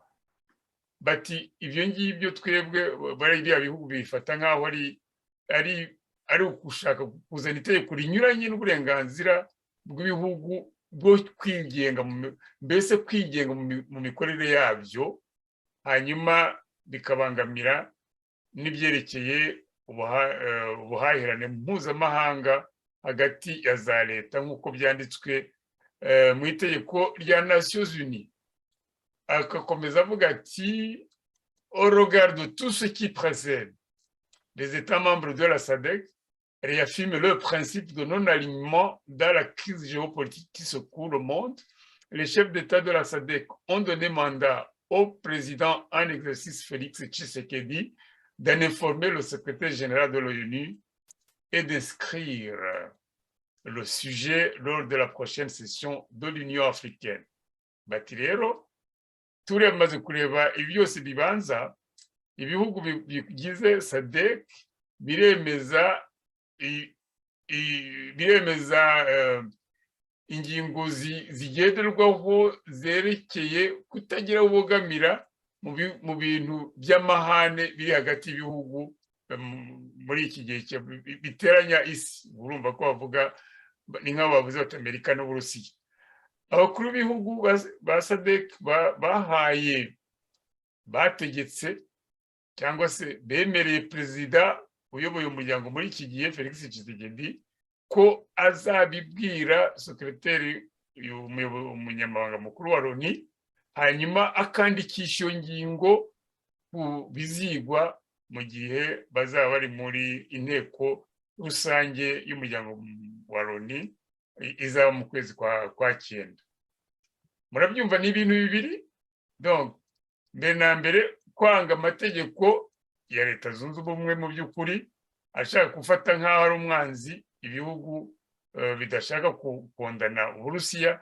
Hanyuma ikindi cya kabiri, gutegeka Tshisekedi kwandikisha izira ngingo zerekeye mbabare mbe Manuel nanone kwandikisha kuri ku bizasuzumwa n'iyo session. Bon, ibindi bikurikira yenda twihuta, ndabona hadasigaye byinshi. L'autre dossier qui préoccupe le chef d'État de la SADC concerne notamment l'agression dont la République démocratique du Congo, RDC, victime de la part du Rwanda par le M23, mouvement indexé terroriste par le gouvernement congolais. Comme action, la SADC va également porter la question de la sécurité en général dans l'Est de la RDC à la session ordinaire de septembre de l'Assemblée générale des Nations Unies à New York. Le président du comité ministériel de l'organe de la SADC, avec le concours de la Troïka, de l'organe et des pays contributeurs des troupes à la brigade d'intervention de la force FIB de la MONUSCO, ont été chargés lors du sommet de Kinshasa de saisir Antonio Guterres à ce sujet afin de rechercher des solutions permettant de soutenir les efforts entrepris pour améliorer la situation sécuritaire selon les termes de communiqué final de la 142e sommet des chefs d'État et de gouvernement de la SADC à Kinshasa. Comme quoi, la prochaine Assemblée générale ordinaire des Nations Unies, attendue au mois de septembre 2022 à New York, risque d'être particulièrement houleuse avec ces dossiers que la SADC attend aborder. l'occasion aussi pour les Nations Unies de s'étendre sur le rapport de ces experts qui a clairement indexé le Rwanda de soutenir le M23 avec de troupes sur le territoire congolais. Voilà. Donc birumvikana baravuga ko ikibazo bagira kijyana uko u Rwanda rutera Repubulika na Demokarasi ruri inyuma ya M23, icyo kibazo kikazajya muri iriya nama kikazaba gice cyafite umwanya, bakaba bavuga ati bizaba bikomeye kubera ko ni ibintu iriya nama ya 42 izaba ifitemo umwuka mubi kubera kiriya kibazo cya Repubulika na Demokarasi ya Kongo. Donc reka rero tugaruke mbaze umutumirwa wanjye, urabyumvise ko hari ibintu nubwo tuvuga ngo SADC izajya kurwana, hari ibintu bitari byajya mu buryo. Biragaragara ko SADC ntabwo ifite ingengo y'imari ihagije, ibyo birumvikana. Ni ukuvuga ko Nations Unies Loni yagomba kuyiha ingingo z'imari. Ntabwo ari ingingo z'imari gusa, buriya agomba n'amategeko igomba kurwanamo.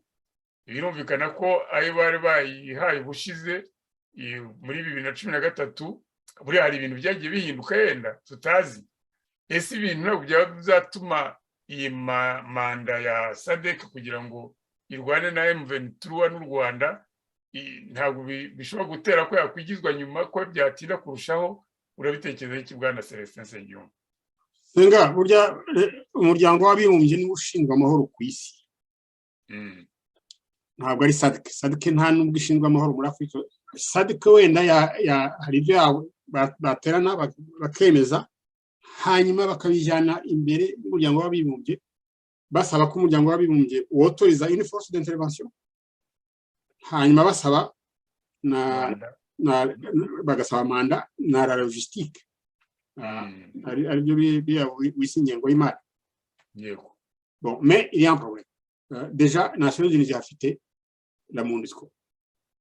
Uzi ko abaturage bahariya na leta ubwayo barimo basaba MONUSCO kwava, kubera ko MONUSCO yahamaze imyaka 20 irenga, akaba nta musaruro, sibyo?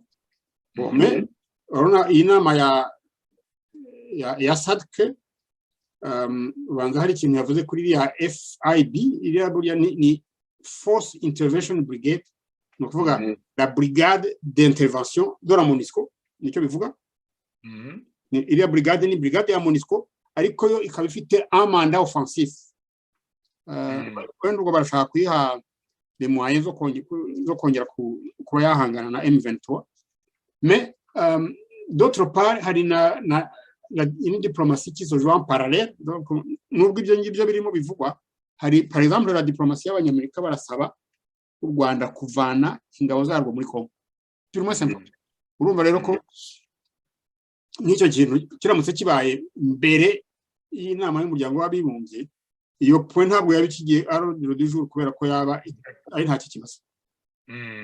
Donc la diplomatie américaine iramutse ibashije gutegeka u Rwanda kuvana ingabo zarwo muri Kongo, iriya point ntacyo yabikimaze, sibyo? Bon, oui. Donc yabibaye kera twabyita yabibaye superfétatoire. Hein? Bon, mais d'autre part, hari ikibazo cy'uko la SADC yifuza gufasha Kongo. Banza hari yaba ari perezida wa Malawi cyangwa wa Zambia wabisabye. Ni wa Malawi wahise nawe avuga ko rwose u Rwanda aruvuga ko rutera abyemeza. Urumva rero ko aho ngaho no kuvuga ko wenda MONUSCO iramutse igiye, wenda yaba remplace par ingabo za SADC, ariko igiye kubera ko nahoze mubwira ko ntabwo wazana ingabo zifite un commandement différent sur un même théâtre d'opération, ntibibaho, ntabwo bishoboka. Donc kuvuga ko ubya bamwe bagenda cyangwa se abandi bakaza binjira muri MONUSCO, ubye la MONUSCO samba noneho hakaza ingabo za SADC cyangwa se ingabo za SADC. Ubungubu dufite ingabo za SADC ziri muri MONUSCO, ariyo iriya FIB, the Force Intervention Brigade. urumva donc aho ngaho ni il y a un problème d'harmonisation sinzi iyo problème ntabwo ireba les Nations Unies irareba Kinshasa na secrétariat ya SADC kugira ngo barebe comment organiser icyo kintu mais biriya basaba ko byajya kuri ordre du jour bizaterwa n'uko ibintu bizaba bimeze mu kwezi kwa 9 ingabo za SADC niyo zaboneka ntabwo zifite logistique yatuma zijya kurwana muri kariya karere kandi nakubwiye ko hari ibibazo zahura nabyo ibibazo byerekeranye na le terrain ko hano hameze indimi zivuga muri kariya karere hanyuma n'icyo kibazo cya agression bon biriya bavuga ko ngo bashaka kuziopoza à la loi américaine ni itegeko rishaka kuzahana ibihugu byanze gukondana l'agression contre l'Ukraine ni byinshi hari byifashe bimwe byarifashe je pense qu'il y en a qui ont condamné l'agression mais muri Afrika ni bike cyane byinshi byarifashe bon mais njyewe impungenge mfite kuri kiriya kibazo nuko ibihugu bya Afrika byose ari ibihugu faible bitari capable de faire face à une agression extérieure y'igihugu cy'igihangange gishobora kuba ari Uburusiya, Ubushinwa, Ubuhinde, la France, l'Amérique.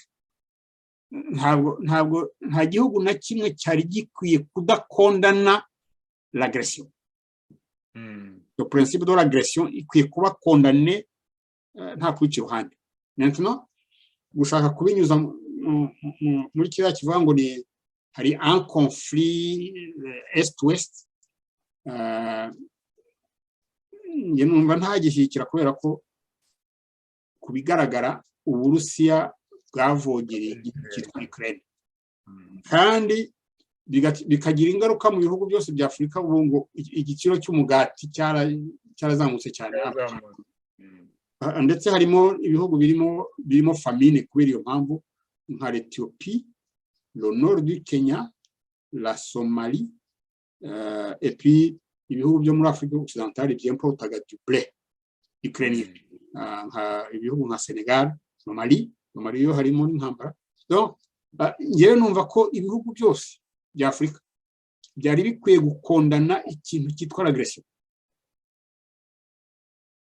aho yabiturutse hose nakuvuga rero ko ubu ngubu hagiye kuba diplomasi yo guhendahenda Amerika guti mu by'ukuri agression turayikundana mais bon kiriya gihe le vote yatambutse wenda uzi ko bashobora no kwirukana ambassadeur wari uri icyo gihe cyangwa bakamuhindura no bakaba bavuga bati nisenga wanze twari twamubwiye ngo vote yanga kuvota twari twanamwirukanye ejo kandi kubigorofanya gutyo nyine bakabigorondura mais l'agression igomba kuba condamnée kandi rero abanyamerika bakeneye ko la Russie iba nyine condamnée isolée bazabishyiramo imbaraga oui imbaraga nyinshi iki cyo ndumva kizabagora abambasaderi b'ibihugu bazaba baburana kiriya kibazo bizabagora cyane ikindi icyerekeye gusimbuza kohereza ziriya ngabo iwanjye ngomba kuba mbitekereza binyuranye n'ibyo kuko MONUSCO iriya brigade d'intervention rapide tuvuge iri muri MONUSCO ntabwo ihagije kuba yarwanya M23 irahagije en terme d'homme en terme y'ibikoresho irahagije rwose isufire yo kongera kuyiha ya manda bita ngo ni chapter 7 ni manda offensif ukuvuga ko yafata initiative de combat aho kuba une force d'observation ibyo kuvuga ngo uwashotoye indi ni kanaka no babahaye n'ubushize niko byagenze iriya force ifite donc bayihaye le mandat hanyuma bakayotoriza d'entreprendre des actions militaires M23 ntabwo yarako hari surtout ko M23 yafasha ahantu hatoya cyane ku buryo kuyideroje bitagorana. Komandoma akayisubiza Tanzania kubera ko bya bindi twavuze ko ihazi kandi ikaba n'ururimi rwayifasha kunyura mu baturage. Mais urujya kugira ngo manda rero ihindukiye bigomba kuva muri Loni hano. Ni ikibazo rero urumva ko nizapurupare. Nuko bako mu Rwanda rushobora gushaka amaboko yo kubuza Loni kubaho iriya manda. Yego. Ni ikibazo. Yeah. Ni ikibazo. Saresti hypothèque byo twavuze ejo ndatekereza ko ikiganiro cy'amanywa tugize hari ibintu kibizanyemo, harimo za nuance kizanye kubera ibintu twagaragaje ko ari ukwitonda, ko rero hari uburyo Tshisekedi n'ubutegetsi bwe bari bakwiye kuba bakora ibintu by'imbere bakasenisa la situation akora ibisiri imbere mu gihugu, bityo bakazamura n'igisirikare kikaba responsable kikaba professionnel. Ivyo cyagombye gukorwa. Ikindi cya kabiri ko ibyo kuvuga ngo brigade ya SADC izahita yirukanka irwana, ce n'est pas tout donné tout de suite, kubera ko bifite ahantu bigomba kunyura mu byerekeye imibanire y'ibihugu n'amategeko agenga na Loni. Ni ibintu bishobora kuba byafata ikindi gihe. Ikindi cya gatatu tuvuze ni uko Leta z'Ubumwe za Amerika ubu ngubu kubera ko zikeneye ko Uburusiya bushyirwa ku ruhande, hari n'ibintu zishobora kuba zakwima biriya bihugu igihe cyose bizaba bitemeye ko bigomba gukundana Uburusiya. Ndumva twabigarukizaho cyerekana niba waba ufite ikindi wakuzuzaho, ko turimo kugana umusozo. Ndumva tuganiriye rwose ibintu kandi wambwiye ko ufite indi rendez-vous, sinshaka kugumana igihe kirekire. Ndumva ibintu twabinyuzemo neza kuko nashaka ikiganiro cyuzuza ikiganiro twagize ejo kugira ngo hatagira yenda nk'ikintu kitumvikana cyangwa se yenda wambwira uti hagumagara ko haje abanyekongo. Turabiteganya kuzongera kubagarura kuko abanyekongo hari ibyo tuvuga bakavuga ati mwebwe hari ibyo mubivuga mubirebesha amaso y'Abanyarwanda, twebwe tuviva la situation, hari ibindi tubona mwebwe mutabona. Ibyo nabyo turateganya ko twazabazana kandi barahari. Nkaba rero nagira ngo nguhe umwanya urebe niba hari ibindi wakuzuzaho byaba na ngombwa tugapfundikira iki kiganiro kandi gushimira. Senga mu gusoza banza hari icyo tutavuzeho bihagije. Ntabwo twavuze le fait colonial, la responsabilité de la colonisation muri kiriya kibazo. Kiriya kibazo mbona gituruka ku kuntu ubukoloni bwabaye muri kariya karere. Yego. Uzi ko rugikubita u Rwanda rwari un territoire allemand. Bari muri u Rwanda n'u Burundi byari Deutsche Ostafrika. Hanyuma nyuma y'intambara ya mbere y'isi yose ababiligi bari Kongo batera n'Abongereza bari muri Uganda baratera birukana Abadage, noneho u Rwanda rwomekwa comme appendice kuri Kongo. Rwanda n'u Burundi. Tanganyika itwarwa n'Abongereza. Kuva icyo gihe Abanyarwanda, u Rwanda rwari rwarabaye un réduit territorial. Bivuga ate mu Kinyarwanda? Ahubwo nibyo nari gukoza nibashaka kuvuga iki kuko no mu Gifaransa simbyumvise. Réduit territorial no kuvuga un territoire petit, igihugu gifite ubuso butoya kandi gifite ubucucike buremereye bw'abaturage. Bigaragara neza ko révolution démographique izatera un débordement. Donc déjà muri 1962 twabaye independent muri 1962 byagaragaraga neza ko hazaba débordement kubera la position w'igihugu mu Rwanda no mu Burundi. Uzi ko nyuma yaho ibyo bihugu byakunze guhura n'ibibazo bya instabilité. I Burundi habaye jenoside muri 1965 1967 kabiri ya i Burundi.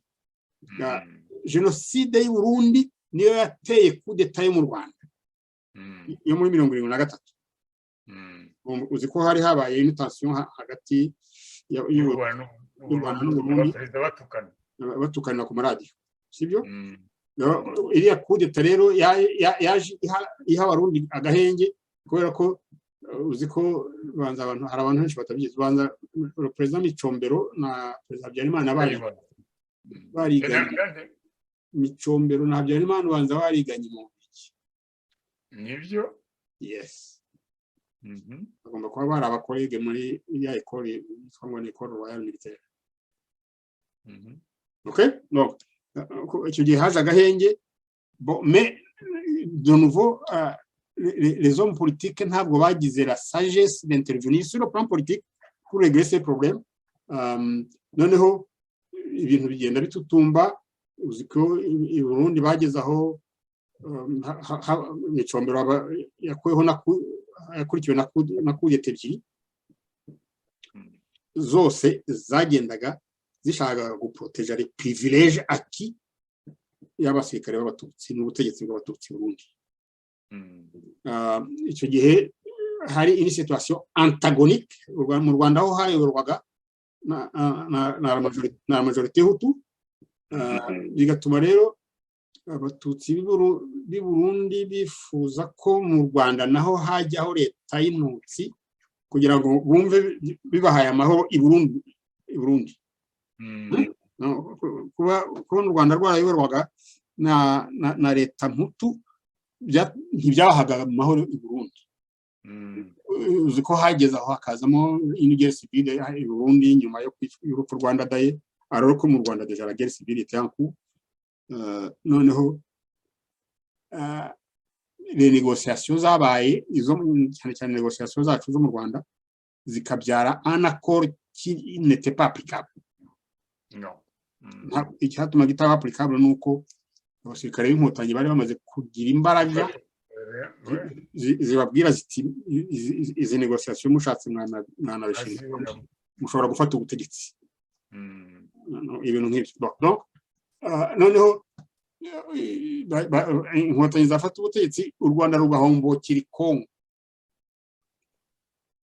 Ibi bintu bya M23 n'ibisigisigi by'iyo ntambara yo mu Rwanda nayo nyine ituruka kuri le découpage colonial ya kiriya gihe, parce que hari ahantu barimo barwanira ikibubwira ko hashobora kuba hari u Rwanda cyangwa un territoire vassal y'u Rwanda n'ururimi.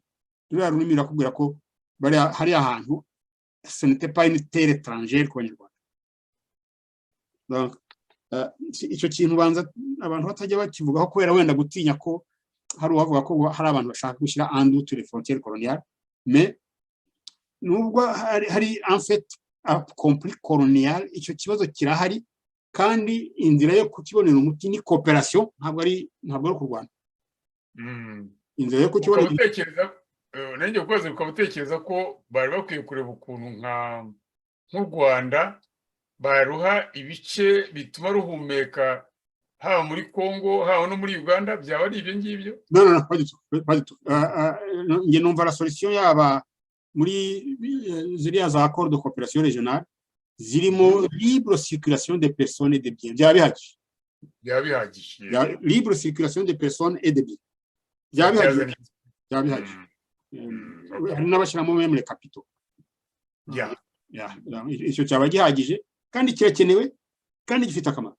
Sinzi igituma abategetsi bacu aho kugira ngo bakurikirane icyo baba bashaka gufatana mu mashini.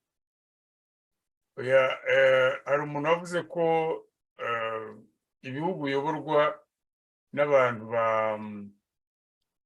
batabikwiye kandi birahari, ko bidatangaza ko bagwa muri za solution zidakwiye kumvwa.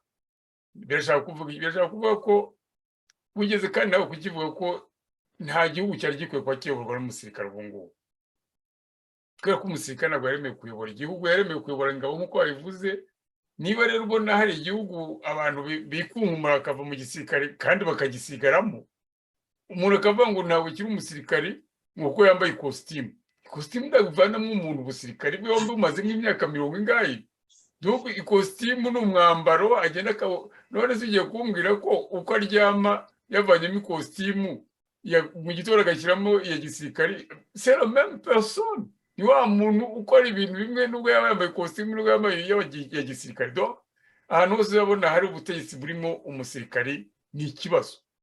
Ni ikibazo. Niyo mpamvu ubona muri kino gihe ibihugu byahagurukiye kutemera za kudeta zikozwe gisirikare, kubera ko bazi neza ko ku baturage baba bakundanye kuzahora ari ingaruzwa muheto, kuzahora bategekwa gisirikari, nta demokarasi bazigira babona, nta kuntu bazigira bavuga ngo iri dispose d'eux-mêmes, nta na rimwe.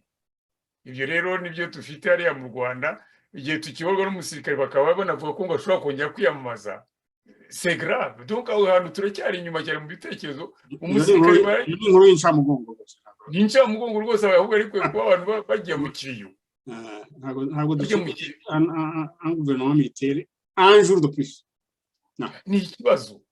Abantu bo mu Rwanda mutumva ko mufite ibibazo, bavandimwe inshuti muri aho mu Rwanda, aho kwirirwa muciridinga muvuga ngo perezida wacu, ngo umusaza, ngo biki, ngo biriya bintu mwirirwa mwandika munavuga, mwagiye mutekereza mutari ko twe turatekereza ku bazadukomokaho. Mwebwe wenda murashaje simbizi uko mungana, ariko abazabakomokaho bafite ikibazo. Murabaha guverinoma, leta, repubulika iyoborwa n'umusirikare mu maso gutya sur un plateau, mukabahereza ahubwo murimo kuba murwanya iriya manda, nk'uko twari twayisobanuye mu biganiro twagiye twerekana ko iyo manda atanayikwiye. Nicyo kintu mugomba gushyiraho, ahubwo imbaraga, mugashyiramo imbaraga zihagije mukayirwanya iyo manda, ntazigere yiyamamaza. Rwose ni bibi cyane ku gihugu cy'u Rwanda. Nimushaka mubyumve nabi, ntabwo tuzareka kubivuga ko twe turigenga mu bitekerezo, aho turi muri independence yuzuye cyane. Tuzahita tubabwira nimushaka muzashirire, nta kunyuza inyuma nyine. Ni uko bimeze. Rwanze no guciye mu ijambo. Turumvikana rwose, umuntu yabibabwira neza mu magambo meza y'ikinyabupfura. Yego. Ariko rero nyine ibyo ni ukuri, ntabwo abasirikare bafite la capacité yo kuyobora ibihugu, bafite des capacités zizwi. Abenshi baba bambaye na za brevet zabyo ko bazi kuyobora abasirikare. Kuyobora ibihugu c'est complètement différent, kandi c'est un autre système, kubera ko dans la direction des États, la direction des pays, ubuyobozi bw'ibihugu hazamo amategeko, hakazamo ubucamanza, hakazamo l'économie, hakazamo l'éducation. Ibintu byose abasirikare benshi baba batabizi. Byaba byiza ko abasirikare iyo nta ntambara zihari, ko abasirikare bigumira mu bigo byabo. Voilà, nicyo nagira ngo mvuge. Asigaye Senga, ndagushimira ko wantumiye tukaba twaganirije abanyarwanda ku bibazo bitandukanye. Rero ahasigaye mwese nabo ubwo Senga nabifuza weekend, igipande cya weekend gisigaye nkabifuza donc weekend nziza. Thank you. Urakoze cyane Bwana Celestin Nsengiyumva, nitwe tugushimira cyane, abandi badukurikiye nabo bahoze bagushimira. Ni ibintu rero rwose duhora tugushimira ko buri gihe uhari, kandi wahagera nyine ukatuzanira ibintu byumvikana biri mu isesengura rya politike na diplomasi. Ni ibintu tugushimira buri gihe. Reka ndangize nifuriza, nk'uko nawe bamaze kubivuga, abadukurikiye, abavandimwe hose aho bari, mbifuriza gukomeza kunogerwa n'igice gisigaye cya weekend. Bamwe barimo bakigeze, barimo kwegera ahubwo umugoroba cyane muri ibyo bihugu by'i Buraya, twe turacyari hagati. Ariko rero tubifurize gukomeza kuryoherwa n'igice gisigaye. Ahasigaye rero tuzakomeza ubutaha.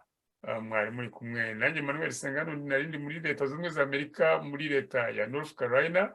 Mugenzi wanjye Celestin Nsengiyumva natumiye, nawe ari muri Leta Zunze Ubumwe za Amerika, muri leta ya New York.